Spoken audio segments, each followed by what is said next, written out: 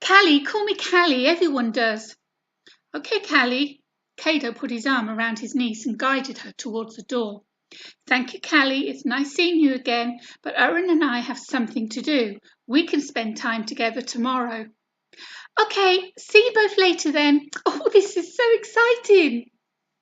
Kado shook his head as he closed the door behind her. I thought she would have grown out of that.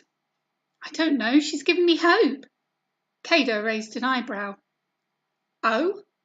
Well, at least it's obvious now that not all shadow stalkers are overly serious people who don't know how to enjoy themselves.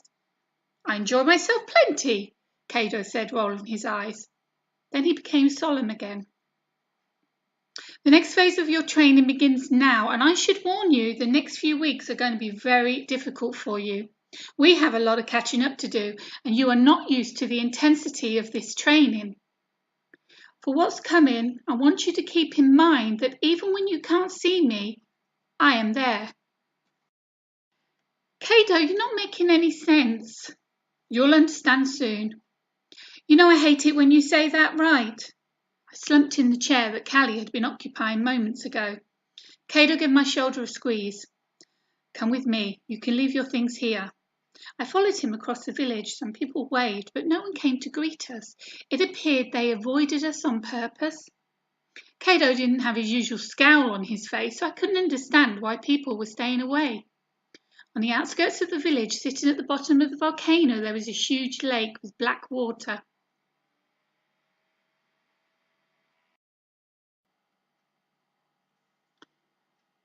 In fact, the water was so dark it looked like a mirror made from onyx, the low mountain occupying most of the central part of the island reflecting on its surface.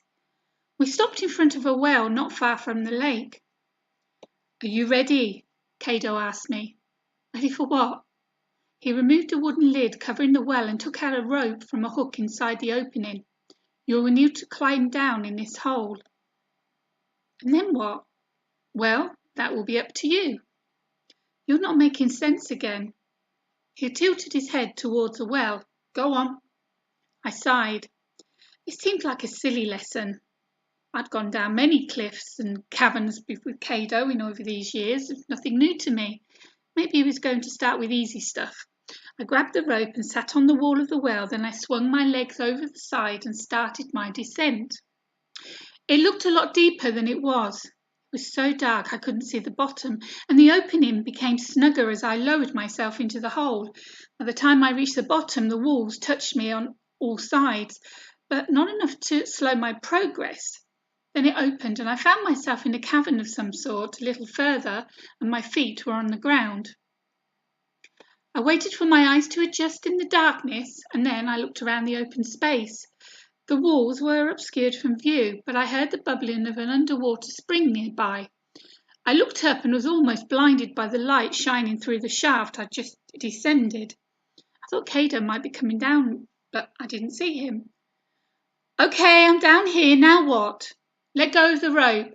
I dropped the rope and watched it disappear through the top of the hole. Kado, what are you doing?